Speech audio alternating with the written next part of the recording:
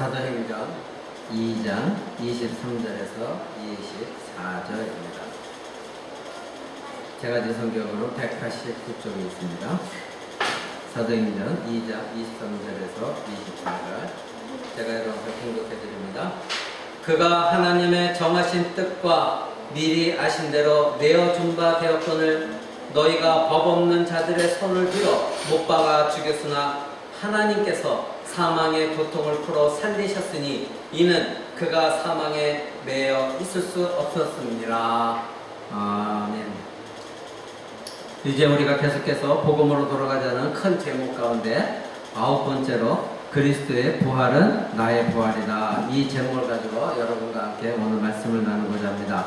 우리가 2주 전에 구원받은 강도에 대해서 그 강도가 회개하고 믿음을 가져서 그리스도의 것이 되었다 말씀을 드렸습니다. 지난 주간에는 우리가 예수 그리스도의 것이 되어지는 그것에 대해서 여러분에게 말씀을 드렸습니다. 그러면 이제 예수 그리스도의 우리가 것이 되어졌다면 그리스도의 부활도 곧 나의 부활이 되어져야 그것이 합당한 것입니다. 저는 여러분의 믿음을 잘 모릅니다. 여러분은 정말로 자기 자신이 예수 그리스도의 십자가 죽음 속에서 내 자신의 죄가 다 죽었고 그리고 예수 그리스도에서 부활하심 속에서 나의 영혼도 부활했는가 이것을 확실히 믿고 있는가 저는 잘 모릅니다. 그러나 여러분들은 그런 신앙을 고백했기에 세례를 받았고 그리스도인이 된 줄 믿습니다. 오늘 우리가 부활절 부활 찬양을 했습니다. 오늘 조국교회에서 이 부활 찬양을 할 때에 오직 부활절에만 부르는 거로 잘못 고착되어져 있습니다. 이 부활 찬양은 우리가 평상시에도 언제나 예수 그리스도의 부활을 찬양해야 되는 것이 마땅한 것임에도 불구하고 오늘날 조국교회에서 이제 부활절에만 꼭 이 부활에 관한 찬양을 해야 되는 것으로 착각하고 있습니다. 그만큼 오늘날 대한민국 교회에 복음이 사라졌다는 것입니다. 예수 그리스도의 십자가 그리고 부활이 사라졌다는 증거인 것입니다. 저는 여러분의 진정으로 부활을 소망하고 있고 그리고 여러분의 영혼이 이미 새롭게 다시 태어나서 진정한 영적인 부활이 이루어져 있고 그리고 장차 여러분의 몸이 정말로 예수 그리스도와 함께 영광의 몸을 입게 되는 것을 소망하고 있는지 저는 그것을 모릅니다. 그러나 오늘 말씀 그대로 그리스도의 부활은 나의 부활이 되어지는 것입니다. 왜냐하면 나는 그리스도의 것이 되어졌고 이미 그리스도 안에 있기 때문에 내가 그리스도 안에서 내 죄가 십자가에 못 박혀 죽었듯이 내가 그리스도 안에서 그리스도께서 부활하실 때 나도 부활한 것입니다. 그리스도의 것이 된 신자는 그러기에 그리스도의 부활이 나의 부활이다. 이 확신이 없다 그러면 여러분의 신앙에 뒤돌아봐야 됩니다. 나는 과연 세상 사람들이 야, 이 세상에 부활이 어디 있어? 과학적으로 그게 증명이 돼? 과학을 믿는 사람들은 우상을 섬기는 것입니다. 과학이 증명된 것만 믿겠다고 하는 창조과학, 그것도 잘못된 것입니다. 여러분, 우리는 믿지 못하는 것을 믿는 것이 기적이고 그것이 믿음인 것입니다. 믿지 못할 것들을 믿는 것. 이 세상이 과학적으로 예수님의 부활을 증명할 길이 없습니다. 그러나 우리의 믿음이라고 하는 것은 다른 사람들이 믿지 못하는 것, 과학적으로 증명되지 못하는 것, 그 자체를 믿는 것이 믿음인 것이고 그래서 우리가 믿었다 할 때, 구원받았다 할 때 여러분에게 사람들이 뭐라고 합니까? 나 같은 사람이 예수를 믿게 된 것은 기적이다. 왜? 믿지 못할 일들을 믿기 때문에 그것이 기적인 것입니다. 이 세상에서 그리스도의 부활을 싫어하고 그리고 믿지 못하고 그것을 거짓이라고 말하고 믿지 못하는 세상 사람들 누구입니까? 바로 유대인과 같은 사람들입니다. 그 유대인들은 그리스도를 십자가 못 박아 죽게 했고 그 유대인들과 지금도 이스라엘에 있는 유대인들은 예수 그리스도를 믿지 않습니다. 그들은 유대교라는 것이 따로 있지 그들이 예수 그리스도를 믿는 것은 아닙니다. 그들은 여전히 메시아를 기다리고 있습니다. 세상 사람들도 예수 그리스도의 부활을 믿지 않습니다. 그들은 사도들이 그리스도의 십자가 죽음과 부활을 외쳤을 때 그 복음의 말씀을 듣고 그들은 화를 내었고 사도들을 죽이려 했고 실제로 사도들을 숭배하게 했습니다. 그들은 그리스도가 자신들의 왕이 된다는 것을 극도로 싫어했던 것이 바로 유대인들이고 이 세상 사람들인 것입니다. 자신들이 십자가에 못 박은 그 그리스도가 높은 영광의 위엄의 자리에 앉는다는 것 자체가 유대인들로서는 도저히 받아들일 수가 없는 것이었고 끔찍한 것이었고 두려운 것이기 때문에 지금도 유대인들은 예수 그리스도를 그들의 메시아로 받아들이지 못하고 있습니다. 그리스도께서 부활 승천하셔서 이제 자신들을 심판하시는 심판주로 오신다는 것을 그들이 생각할 때에 그들의 심장을 찢어놓는 것과 같은 것이기 때문입니다. 그러나 그리스도의 부활은 그들을 따랐던 연약했던 자들에게는 더욱더 믿음을 강화시켜 주었던 것이 예수 그리스도의 부활이었습니다. 그리스도께서 십자가 죽으실 때에 제자들과 그들의 신자들, 많은 사람들이 따랐지만 그들의 믿음은 연약했었고 예수님이 이미 가르쳐 주셨던 많은 구원에 관한, 하나님 나라에 관한 복음을 그들은 망각했었고, 그래서 그들은 구원의 핵심도 없었기 때문에 예수님이 잡히셨을 때도 그들은 다 도망갔고 그들에게 담대함은 없었습니다. 그러나 여러분 신약 성경을 통해서 보셨을 때에 부활하신 그리스도를 만난 그 제자들을 한번 보십시오. 완전히 변화된 삶을 살았습니다. 힘없이 로마 병정에 끌려가서 잡히시고 채찍 맞으시고 고난당하시고 아무 저항도 없이 그대로 십자가에 죽으셨던 것을 보고 이 제자들은 실망을 했고 다 도망갔습니다. 그런데 그들 앞에 예수님이 다시 살아나셔서 그들 앞에 나타나셨을 때 이 제자들은 처음에도 예수님을 알아보지 못했고 믿지 못했지만 다시 예수님이 자기 자신을 확인시켜줬을 때에 제자들의 믿음은 완전히 변화되어졌던 것입니다. 여러분, 그들의 변화된 삶은 두려움을, 죽음을 두려워하지 않았습니다. 그리고 그리스도를 전하지 말라는 세상 사람들과 유대인의 협박에도 그들 앞에서 당당하게 뭐라고 외쳤습니까? 베드로가 한 고백입니다. 하나님 앞에서 너희 말 듣는 것이 하나님 말씀 듣는 것보다 옳은가 너희가 판단하라. 이렇게 목숨을 내걸고 유대인들의 살기 등등 앞에 나섰던 것이 제자들입니다. 얼마 전까지도 예수님이 부활하신 예수를 만나기 전까지만 해도 그들의 믿음은 연약했지만 부활하신 예수 그리스도를 만난 뒤에는 그들이 오히려 담대하게 복음을 전했습니다.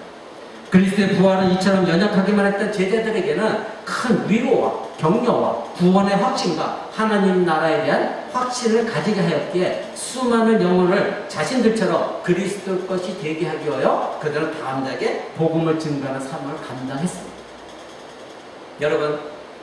여러분에게 정말로 그리스도의 부활을 믿고 있다고 한다면, 그래서 하나님 나라를 진정으로 소망하고 나도 부활할 것이라는 확신을 갖고 있다면 여러분도 이 제자들처럼 세상 가운데서 담대할 수가 있습니다. 과연 여러분은 도망다니는 믿음입니까? 아니면 담대하게 맞서서 이 사도들처럼 내가 하나님 앞에서 너희 말 듣는 것이 하나님 말 듣는 것보다 옳은가? 너희가 판단해보라. 이런 담대함을 가질 수가 있는가? 우리 자신이 한번 오늘 뒤돌아봐야 됩니다. 여러분, 오늘 본문 말씀의 사도 베드로의 설교입니다. 23절에 보니까 예수님의 부활을 말할 때 뭐라고 얘기합니까? 첫 번째, 그리스도의 죽음은 하나님의 정하신 뜻과 미리 아신 대로 내어주었다. 하나님이 정하신 뜻이라는 겁니다. 하나님의 계획이라는 것입니다. 즉 예수 그리스도가 십자가에 못 박아 죽게 하는 것이 하나님이 우리를 구원하시는 하나님의 구원의 계획이었고 뜻이었다는 것입니다. 두 번째는, 그래서 너에게 내어줬더니 너희가 법 없는 자들의 손을 빌어서 못 박아 죽였다. 법 없는 자라는 건 누구냐면 로마 병정들을 얘기하는 겁니다. 그들은 율법이 없었죠. 하나님의 법이 없는 자들입니다. 그들에게 너희들을 내어줘서 그들로 하여금 너희가 예수님을 십자가 못 박아 죽게 하였다. 그런데 24절에 보니까 하나님께서 예수 그리스도를 사망의 고통에서 풀어 살리셨다.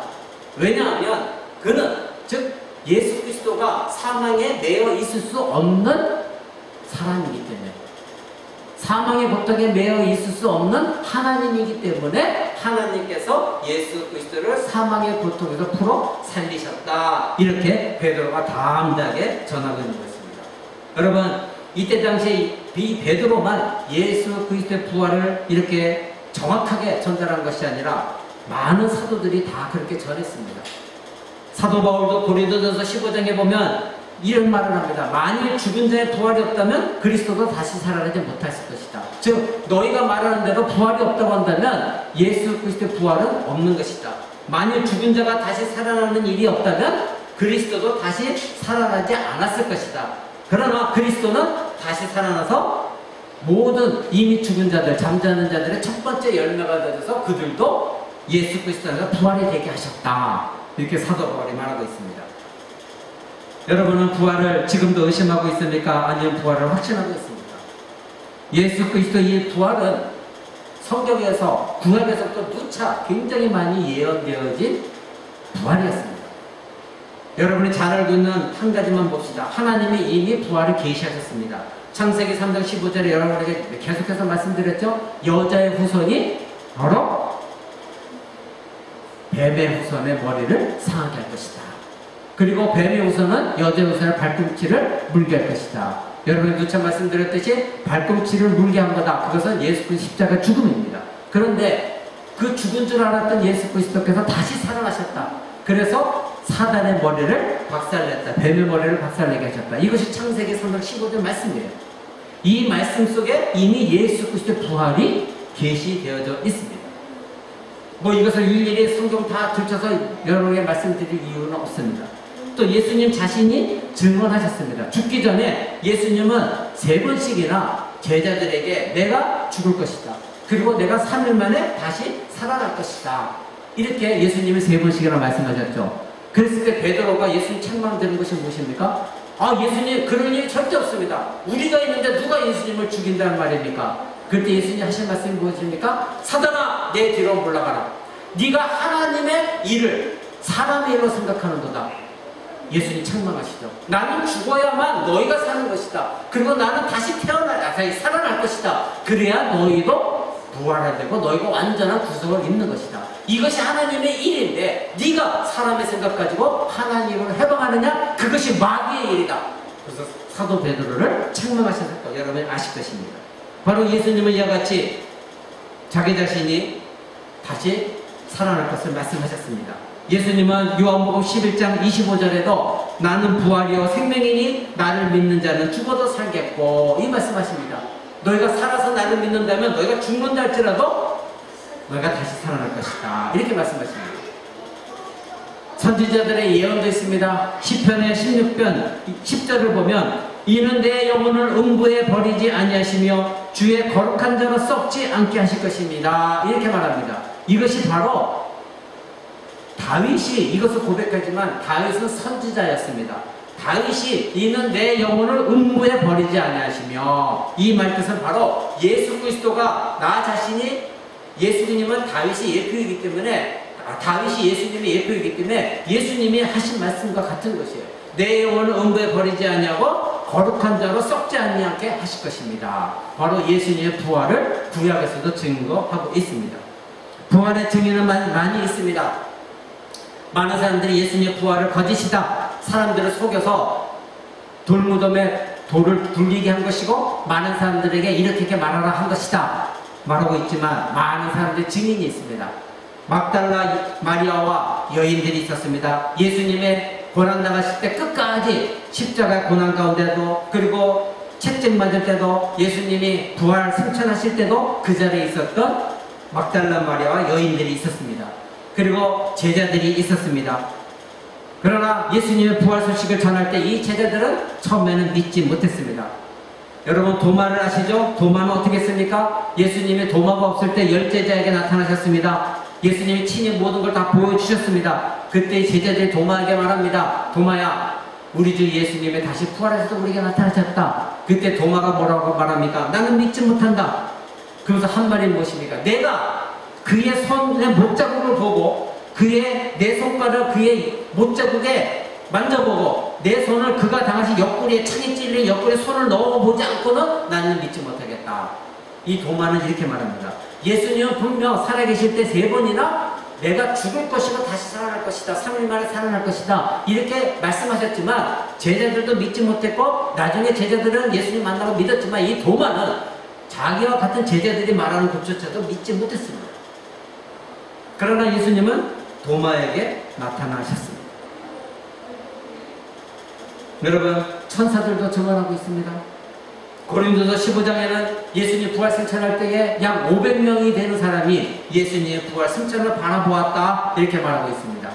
사도행전을 보십시오. 여러분 지금 2장을 펼치고 있죠. 1장 3절 한번 보십시오. 1장 3절에 이렇게 말합니다. 해를 받으신 후에 또한 저희에게 확실한 많은 증거로 친히 사심을 나타내사 40일 동안 저에게 보이시며, 잠깐 보이신 것이 아니라 며칠 동안요? 40일 동안. 40일 동안 부활하신 몸을 가지고 제자들과 먹고 마셨고 제자들에게 다시 가르치셨습니다. 어떻게 해요? 하나님 나라에 대한 일을 말씀하셨습니다. 하나님 나라가 일어나는 것을 다시 가르치셨습니다. 4절 보십시오. 사도와 같이 모여 저에게 분부에 가라사대 예루살렘을 떠나지 말고 내게 들은 바 아버지 말씀하신 것을 기다려라. 무엇을 기다리라는 것입니까? 바로 성령을 기다려라. 예수님은 살아계실 때도 내가 가면 성령을 보낼 것이다 약속하셨거든요. 그것을 다시 말하고 있는 것입니다. 내가 부활 승천하면 내가 성령을 보낼 것이다. 이렇게 예수님이 말씀하셨습니다. 여러분, 잠깐 보이신 것도 아니고 40일 동안 제자들과 사람들과 함께 계셨고, 부활 승천하실 때는 500여 명이 되는 사람들이 보는 앞에서 예수님 부활하셨던 것입니다. 여러분, 그러기에 이 그리스도의 죽음과 그리스도의 부활이 없다면 우리의 믿음도 헛된 것입니다. 그래서 고린도전서 15장 14절은 이렇게 말합니다. 그리스도께서 만일 다시 살아나지 못하셨다면 우리가 전파하는 것도 헛된 것이요 너희 믿음도 헛된 것이다. 만약에 그리스도께서 부활한 것이 사실이 아니라고 한다면 우리가 지금 복음 전도하는 거, 생명력과 복음 전도 이 모든 거 헛된 것이다. 그리고 너희가 우리가 복음 전하는 걸 가지고 믿는 너의 믿음도 헛된 것이고, 너희도 부활도 없는 것이고 구원도 없는 것이고 너에게 천국에 대한 것도 없는 것이다. 이렇게 사도 바울이 말했던 것입니다. 신자의 부활의 특징을 알아보고자 합니다. 여러분, 신자의 부활의 특징 두 가지가 있습니다. 첫 번째는, 신자 부활의 특징은 그리스도의 부활이 나의 것이 되려면 그리스도의 죽음도 나의 것이 되어져야 여러분의 부활이 확실해집니다.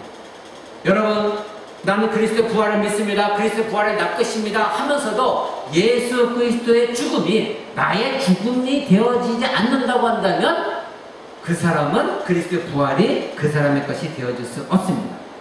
왜냐하면 그리스도의 죽음과 부활은 서로 분리될 수가 없습니다. 이것은 분명한 사실입니다. 예수 그리스도의 죽음과 부활은 분리될 수가 없습니다. 부활이라는 건 무엇입니까? 죽음 다음에 일어나는 것이 부활입니다. 그러니 예수 그리스도의 죽음이 있었기 때문에 예수 그리스도의 부활이 있었으니 예수 그리스도의 죽음과 부활은 분리될 수가 없는 것입니다. 그러기에 예수 그리스도께서 우리를 위해 죽으신 그 죽음이 있었기 때문에 우리의 죄가 죽은 것입니다. 내가 예수 그리스도 안에서 우리의 모든 죄가 죽은 것입니다. 이것이 확실치 않는 사람은 예수 그리스도 안에서 내가 부활됐다는 것은 자기의 상상 속에서 믿음이지 자기의 믿음의 확신 속에서 부활을 믿는 것이 아닙니다.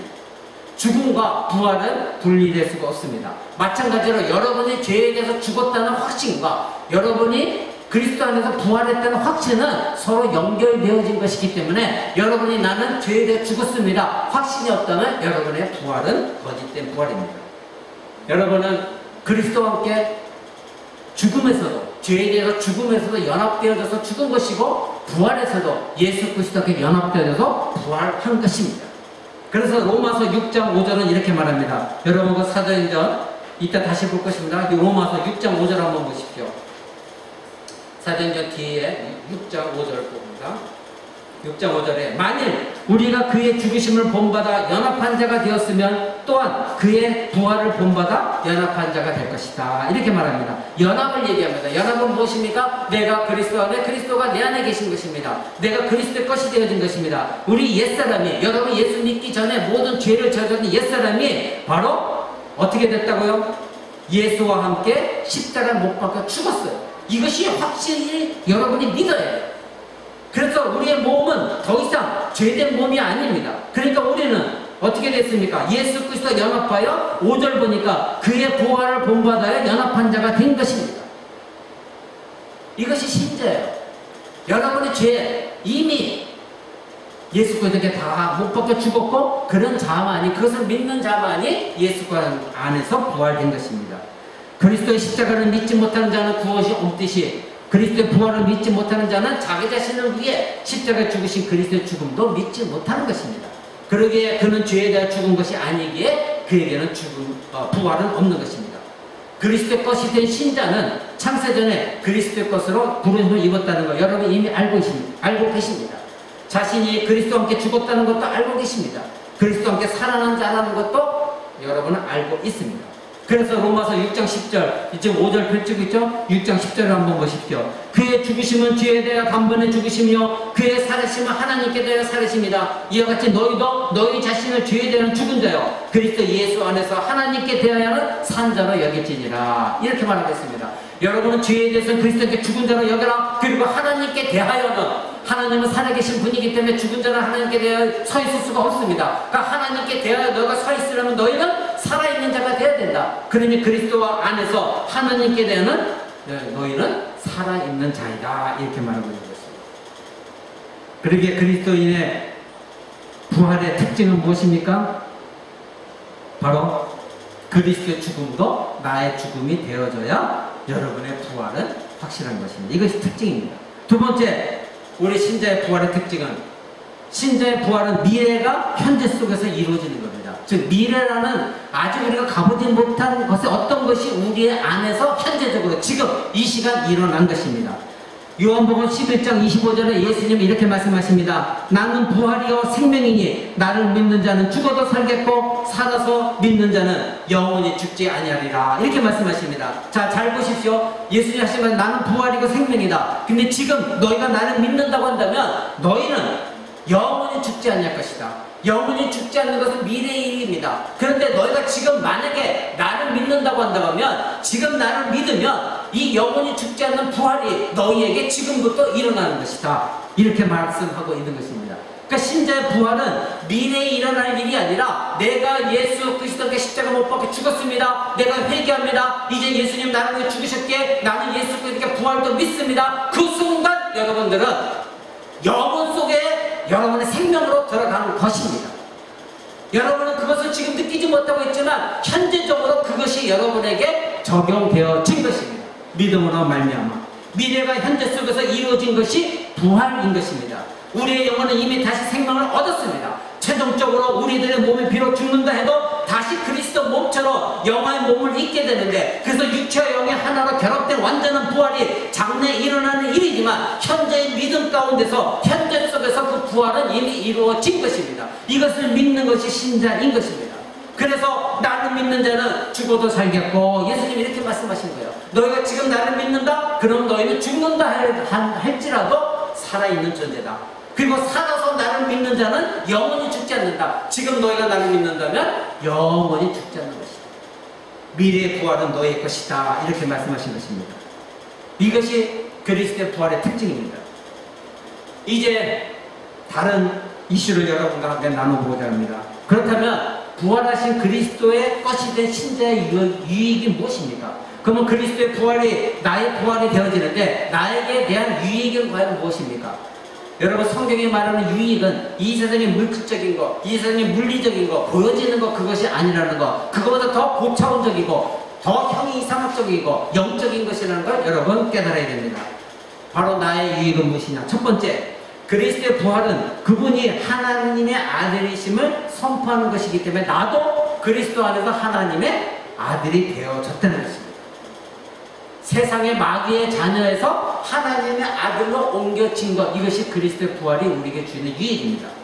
여러분, 그리스도는 하나님의 아들이시기 때문에 오늘 사도 베드로도 사망에 매여 있으실 분이 아니었습니다.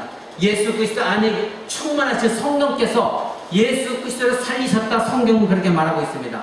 동일하신 하나님의 성령이 저와 여러분 택하셔서 그리스도 것이 된 우리도 성령께서 살리셨습니다. 로마서 8장 11절 한번 보겠습니다. 여러분 로마서 펼치고 있죠? 로마서 8장 12절은 이렇게 말하고 있습니다.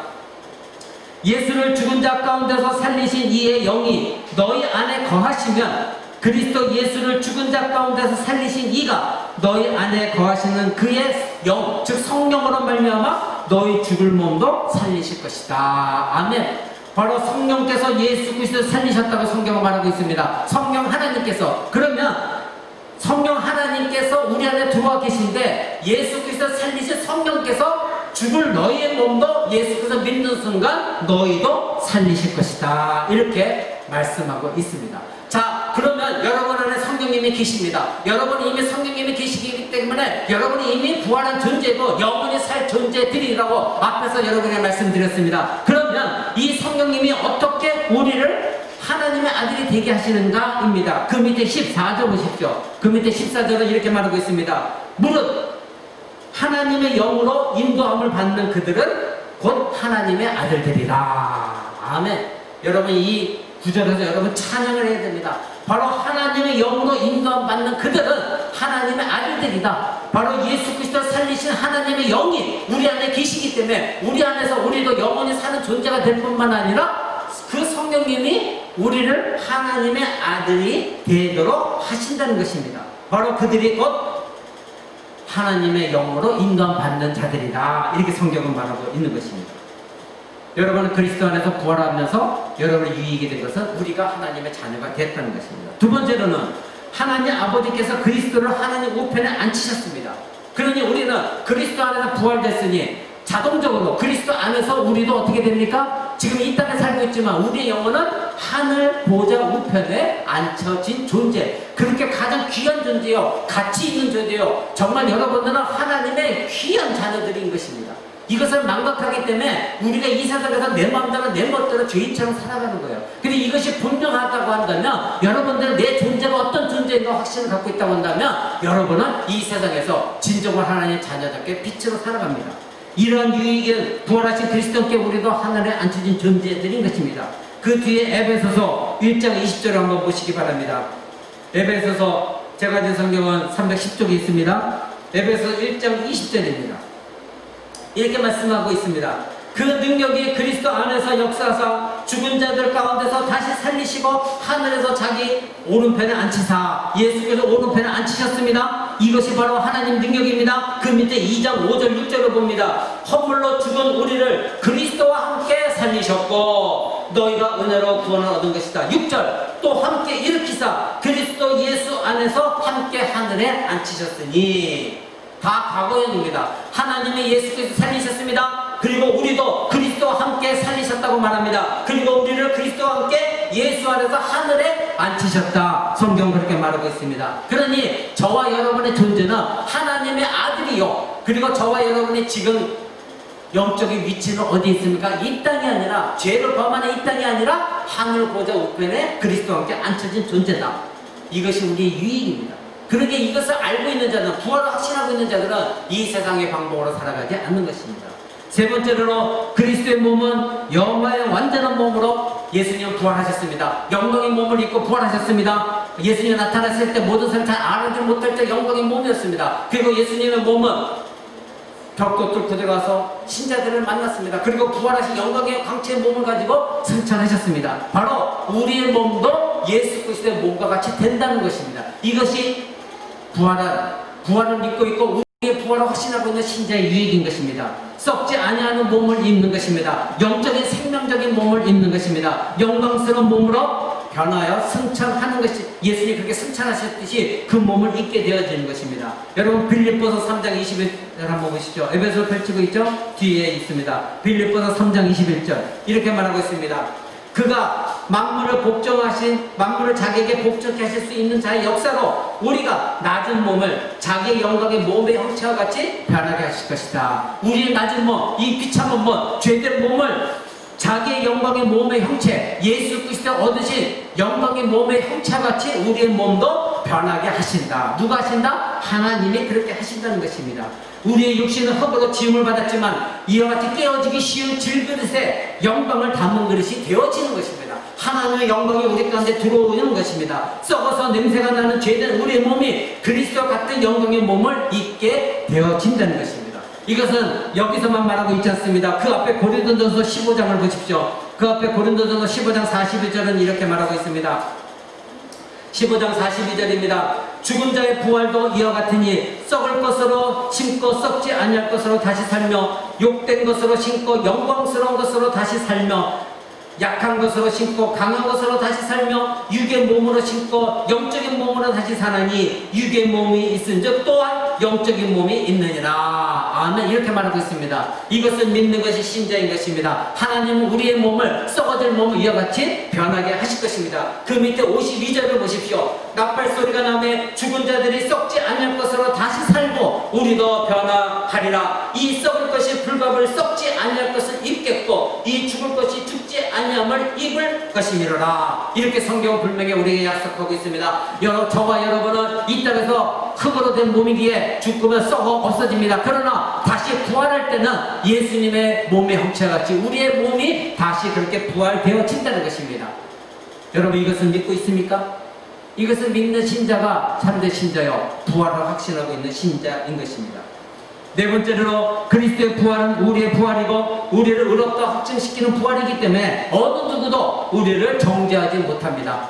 여러분의 부활의 확신을 갖고 있다면 여러분 누구에게도 너는 지옥에 떨어질 것이야 이런 정죄감을 당하지 않습니다. 누구든지 우리를 정죄하지 않습니다. 우리를 속일 수가 없는 것입니다. 왜요? 우리는 이미 부활을 믿고 있기에 이미 우리는 그리스도 안에서 부활의 확신을 가지고 하늘 보좌에 앉혀진 존재이기 때문에 이 세상의 그 누구도 우리를 정죄할 수가 없다. 이것이 네 번째 유익입니다. 여러분 이것을 믿고 있습니까? 여러분 때로는 죄를 범할 때 나 지옥에 떨어지는 거 아닌가 혹시 염려합니까? 아닙니다. 여러분의 부활의 확신을 갖고 있다면 어느 누구도 여러분을 정죄할 수가 없습니다. 로마서 8장 33절 한번 보시기 바랍니다. 지금 고린도전서를 펼치고 있죠? 로마서 앞에 바로 앞에 로마서 8장 33절은 이렇게 약속하고 있습니다. 누가 능히 하나님의 택하신 자들을 송사하리요 의롭다 하신 자를 의롭다 하신 이는 하나님이신데 누가 우리를 송사하겠는가 이렇게 말씀하고 있습니다. 누가 정죄하겠느냐? 죽으실 뿐만 아니라 다시 살아나신 이는 그리스도 예수이신데 그는 하나님의 우편에 계신 자요 우리를 위해 간구하시는 자시다. 누가 우리를 정죄하겠느냐? 바로 예수 그리스도 안에서 우리가 부활했고 이 땅에 사는 우리를 위해서 예수님이 우리를 위해서 기도하고 계시고 간구하고 계신데 중보자로 계신데 누가 우리를 정죄하겠느냐? 누가 너는 지옥에 떨어질 것이다 말할 수 있겠느냐? 이것입니다.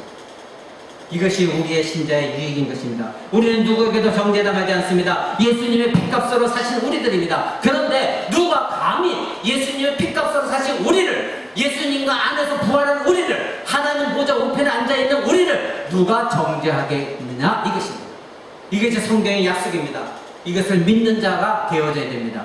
여러분 이것을 믿고 있다면 여러분 이 세상에 나가서 세상 사람들이 여러분이 작은 죄를 진 것에 대해서 어떤 죄를 진 걸 정죄할 때마다 그 사람들에게 정죄감을 당하지 마십시오. 오히려 하나님 그렇습니다. 내가 저들에게 정죄당하고 있지만 나는 지옥에 떨어지지 않습니다. 다만 내가 회개하는 것은 이와 같이 나를 위해 십자가 죽으시고 나를 위해 부활하시고 이 모든 것들에게 허락하신 하나님 영광을 가리운 것 이것을 내가 회개합니다. 용서해 주옵소서. 이런 회개의 기회도는 있을지언정 여러분은 정죄감을 절대 가져서는 안 되는 것입니다. 어느 누구도 우리를 정죄하지 못합니다. 장차 심판주로 오실 나의 주인이신 그리스도가 우리를 죄가 없다고 하셨는데 누가 우리를 정죄하겠습니까? 우리는 새로운 피조물입니다. 예수님도 말씀하셨습니다. 나는 부활의 생명이다. 우리도 예수 그리스도 안에서 우리는 그 부활과 생명을 입은 자들입니다. 여러분 정죄감 속에 넘어가지 마시고 사단이 끊임없이 우리를 속일 수 있습니다. 야, 너 같은 자가 그리스도이냐? 너 같은 자가 구원 얻을 수 있어? 넘어가지 마십시오. 바로 예수 그리스도 핏값으로 우리를 사셨기 때문에 우리는 정죄당할 것이 없는 것입니다. 다섯 번째로 그리스도의 부활은 우리에게 기쁨의 근원이 되어집니다. 여러분 왜 기쁨이 없습니까? 여러분 안에 왜 감사가 없습니까? 그리스도의 부활이 여러분 것이 되지 못하기 때문에 순간순간 놓치기 때문인 것입니다.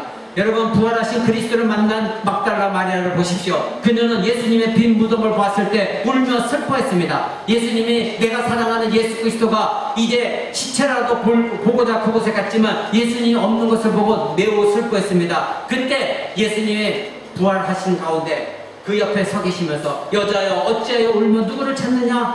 그랬더니 그 막달라 마리아가 말합니다. 내 주를 누군가가 가져갔습니다. 이것이 나의 슬픔입니다. 그래서 내가 울고 있습니다. 그럴 때에 누가 그 여인에게 위로가 되겠습니까? 아무 소용이 없었을 것입니다. 그러나 부활하신 그리스도께서 이 막달라 마리아를 부르십니다. 마리아야 부르시면서 자기 자신이 부활했다는 것을 알려주십니다. 그리고 이 막달라 마리아에게 말합니다. 내가 부활했으니 제자들에게 가서 빨리 나의 부활 소식을 알려주어라. 여러분, 그때 이 막달라 마리아는 어땠습니까? 기쁨이 충만했습니다. 예수 그리스도 죽으신 줄 알고 슬퍼했는데, 그런 시체라도 찾으려고 하는데 시체가 없어진 상황에서 너무나 애통하고 슬퍼했는데, 좌절했었는데, 예수님이 부활하신 예수님 만나고 나서는 너무나 기쁨에 충만해서 맨발로 뛰어가 제자들에게 복음을, 즉 예수가 부활하셨다는 것을 증거한 것이 바로 막달라 마리아였습니다. 세상에 줄 수 없는 기쁨을 여러분 그리스도에게서 발견해야 됩니다. 이 막달라 마리아처럼 여러분 힘들고 어려운 가운데서 내 자신의 상처만 바라볼 것이 아니라 바로 부활하신 예수 그리스도를 발견하게 되면 여러분은 그런 어려운 가운데서도 여러분 기쁨을 누리게 될 것입니다. 이 세상에서 어느 거로도 위로와 만족을 줄 수 없지만 바로 부활하신 예수님은 여러분의 절망과 자녀가 낙심에 빠져있을 때에 여러분의 영혼 가운데 누구야? 내가 바로 부활한 예수다. 여러분, 그 부활하신 예수 그리스도를 만나면, 발견하게 되면 여러분은 어떠한 상황 가운데서도 기쁨과 감사가 넘쳐난 삶을 살게 될 것입니다. 여러분, 사도 바울도 복음 증거 살면서 얼마나 많은 고통이 있었습니까? 이로 우리는 상상도 하지 못할 고통과 그리고 핍박과 협박 속에 있었지만 그는 언제나 하늘을 바라봤습니다. 그래서 빌립보서 1장 23절 이렇게 말합니다. 내가 그 둘 사이에 끼었으니 차라리 세상을 떠나서 그리스도와 함께 있는 것이 훨씬 더 좋은 일이다.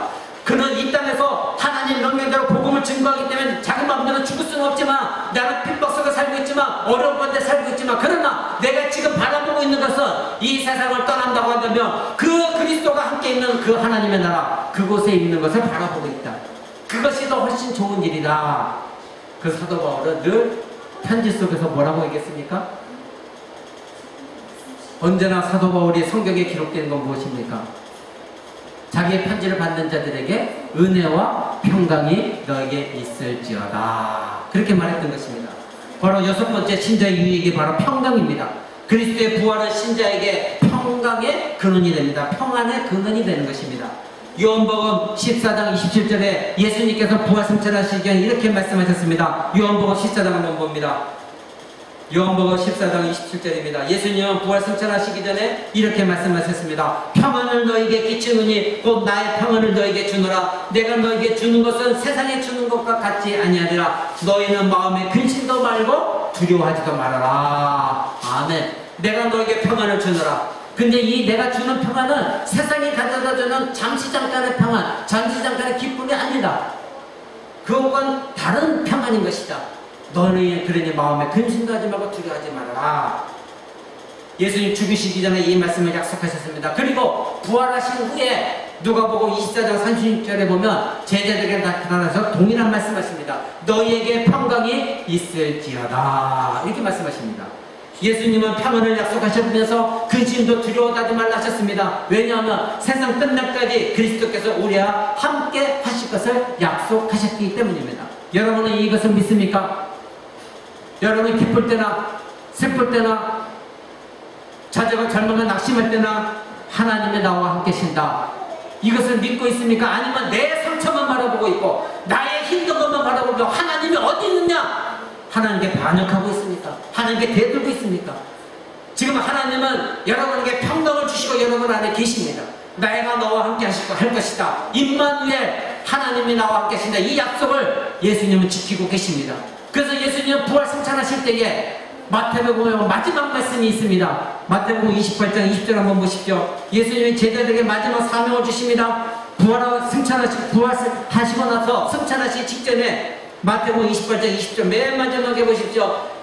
볼지어다 내가 세상 끝날까지 너희와 항상 함께 있을 것이다. 아멘. 이 말씀 믿는 신자가 신자인 것입니다. 여러분에게 평안을 주셨습니다. 여러분에게 기쁨을 주셨습니다. 바로 임마누엘로 여러분과 함께 계십니다. 여러분은 지금 영원한 하늘 보좌에서 예수 그리스도 안에서 하나님 우편에 앉아 계십니다. 여러분 안에 임마누엘이 계십니까? 여러분 안에 그런 평강과 기쁨이 있습니까? 어떤 어려운 환경이 있을지라도 내 자신의 주변을 바라보고 나 자신의 힘든 상황만 바라보고 그것에서 매여 있으면서 하나님이 살아계신가 안 계신가 의심하고 있습니까? 아니면 내 안에 항상 살아계신 하나님, 이 약속, 내가 세상 끝날까지 너희와 함께 있을 것이다, 이 약속을 믿고 있습니까? 예수님은 그리스도께 주시는 평안은, 예수 그리스도께 주시는 평안은 바로 그리스도 안에서만 발견되어지는 평안인 것입니다. 바로 그리스도의 소유된 자들만이 얻게 되는 특권인 것입니다. 그래서 예수님은 요한복음 16장 33절에도 이렇게 말씀하셨습니다. 다시 요한복음 한번 보시기 바랍니다. 요한복음 16장입니다. 요한복음 16장 33절에도 이렇게 말씀하십니다. 이것을 너희에게 이름은 너희로 내 안에서 평안을 누리게 하려 하니라. 세상에서는 너희가 환난을 당하나 담대하라. 내가 세상을 이겨노라. 아멘. 그렇습니다. 이 곡은 찬양곡으로도 이 말씀은 찬양의 작사곡으로도 작사되어진 찬양곡으로도 나왔습니다. 내가 세상을 이겨노라. 담대하라. 어떻게? 왜? 무엇 때문입니까? 평안을 내가 너희에게 누리게 하려요. 세상에서 너희가 환난을 당하지만 내가 세상을 이겼다. 그러니 너희도 세상을 이길 수가 있다. 이 세상은 우리를 그냥 나무려 두지 않습니다. 언제나 우리에게 좌절과 절망과 우리를 힘들게 합니다. 그러나 여러분, 예수 그리스도께서 세상을 이기셨습니다. 그러기에 여러분도 그리스도 안에서 세상을 이길 수가 있는 것입니다. 예수님 말씀하셨습니다. 담대하라. 너희는 내 안에서 평안을 누리게 하는 것, 그것이 나의 뜻이다. 여러분, 그리스도 안에서 평안을 누리고 계십니까? 그 평안은 어떤 평안입니까? 예수님 말씀하실 때에 세상이 줄 수도 없는 평안, 그리고 세상이 알 수도 없는 평안입니다. 이미 여러분에 주어졌습니다. 근데 왜 여러분은 그 평안을 누리지 못합니까? 여러분은 왜 기쁨을 누리지 못합니까? 예수님이 내 안에 임마누엘로 계시다는 걸 믿지 못하기 때문인 것입니다. 예수 그리스도의 부활을 믿지 못하기 때문입니다. 여러분이 그리스도 안에서 부활한 존재라는 걸 믿지 못하기 때문입니다. 여러분이 예수 그리스도가 하나님 보좌 우편에 앉아 계시다는 걸 믿지 못하기 때문인 것입니다.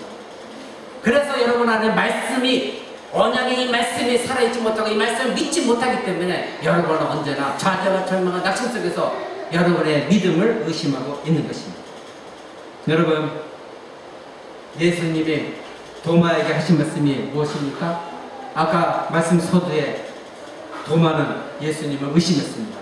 그때 예수님이 도마야 이리 와서 내 손자국, 못자국을 다 만져봐라. 그리고 내 옆구리에 손을 넣어서 확인해봐라. 바로 내가 부활했다. 그때 도마가 어떻게 했습니까? 나의 주인이시며 나의 하나님이십니다. 그때 발견하고서 만져보고서 고백했습니다. 그때 예수님이 도마에게 하신 말씀이 무엇입니까? 믿음 없는 자가 되지 말고 믿음 있는 자가 되어라. 아멘. 여러분은 믿음이 있습니까? 아니면 믿지 못하고 있습니까? 믿음 있는 자가 되고 믿지 못하는 자가 되지 마라. 도마에게 말씀하셨습니다. 그런 자에게 평강이 있는 것입니다. 여러분의 믿음은 저는 알지 못합니다. 여러분 진정코 여러분이 죄가 십자가 죽었는지, 그리고 여러분이 그것을 믿고 있는지, 부활을 믿고 있는지 저는 모릅니다. 여러분의 평강이 없다면 여러분은 지금 여러분 안에 계신 예수 그리스도의 임마누엘을 믿지 못하고 있습니다. 그런 분은 회개하시기 바랍니다. 여러분은 지금 부활을 의심하고 있습니까? 그렇다면 여러분은 자신의 죄가 그리스도와 함께 아직 죽지 않은 존재입니다. 성경 전체에서 약속하신 하나님의 언약을 믿지 못하고 있기 때문입니다. 본질상 인간은 자신이 죄인임을 깨닫지 못합니다. 모든 싸움과 갈등과 분열이 일어나는 이유가 바로 이것입니다. 여러분, 싸움터에 부부간의 싸움도 보십시오. 다 자기는 죄 없고 너가 잘못해서 그런 것이지, 나는 잘했는데 내게 무슨 잘못이 있니? 네가 잘못한 것이지. 다 이것 때문에 싸움이 일어나고 갈등이 일어나고 서로가 반목하게 되어 있습니다. 사회생활도 마찬가지입니다. 직장도 마찬가지입니다. 교회도 마찬가지입니다. 언제나 자신이 우월감을 갖거나 열등감을 가지고 서로가 충돌합니다. 그래서 네가 잘못했느니 나는 잘했느니 이 싸움입니다. 그러나 우리 모두는 하나님 앞에 죄인입니다. 하나님과 반대되는 것이 이러한 세상의 마음인 것입니다. 언제나 우리는 이와 같이 죄된 마음 가지고 하나님을 믿지 못합니다. 하나님의 계시의 말씀 믿지 못하고 반대편에 서 있는 마음이 세상의 마음입니다. 세상의 마음은 언제나 자신이 죄인인지 알지 못합니다. 그러기에 제가 여러분에게 지금까지도 계속 여러 개 말씀드리는 것이 무엇입니까? 내가 죄인이라는 걸 알아야 됩니다. 그리고 날마다 십자가 앞에서 여러분의 죄를 회개하고 나의 부활을 확신하고 평강을 얻는 것, 그것이 신자인 것입니다. 복음은 나의 죄를 대신해 죽으신 그리스도와 그가 죽으신 십자가 그리고 부활, 이것을 빼고서는 복음이 될 수가 없습니다. 언제나 그리스도, 하나님의 아들인 그리스도가 복음의 중심인 것입니다. 그런데 세상적인 중심적인 생각, 자신만의 절대적인 생각 갖고 있는 여러분이라고 한다면 언제나 자기 중심적인 생각 속에서 예수 중심적인 생각을 갖지 못합니다. 그 안에는 예수 그리스도의 십자가 죽음도 예수 그리스도의 부활도 여러분의 것이 되어줄 수가 없는 것입니다. 여러분, 세상의 마음은 하나님과 원수입니다.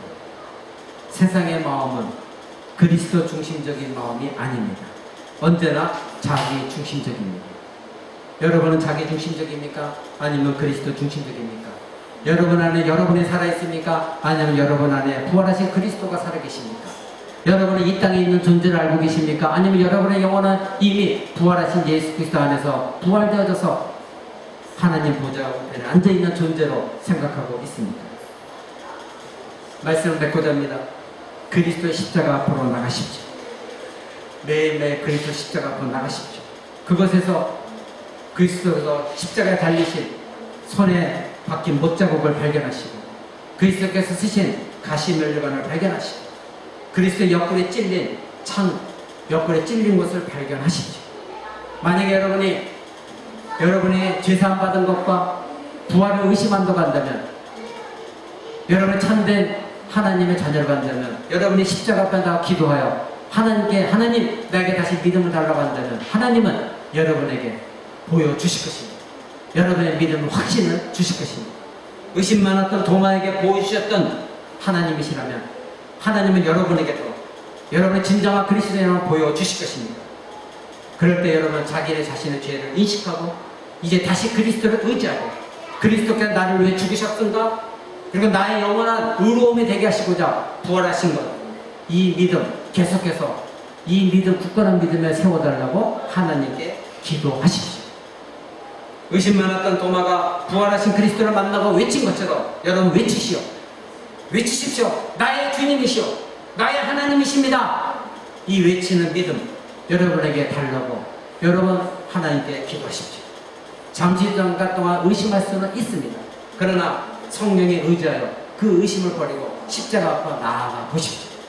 그리고 여러분의 주인이신 그리스도의 말씀, 들려오는 그 성경 말씀, 약속하신 말씀을 들어보십시오. 뭐라고 말씀하실까요? 도마에게 하신 말씀 그대로 믿음 없는 자가 되지 말고 믿는 자가 될지어다. 아멘.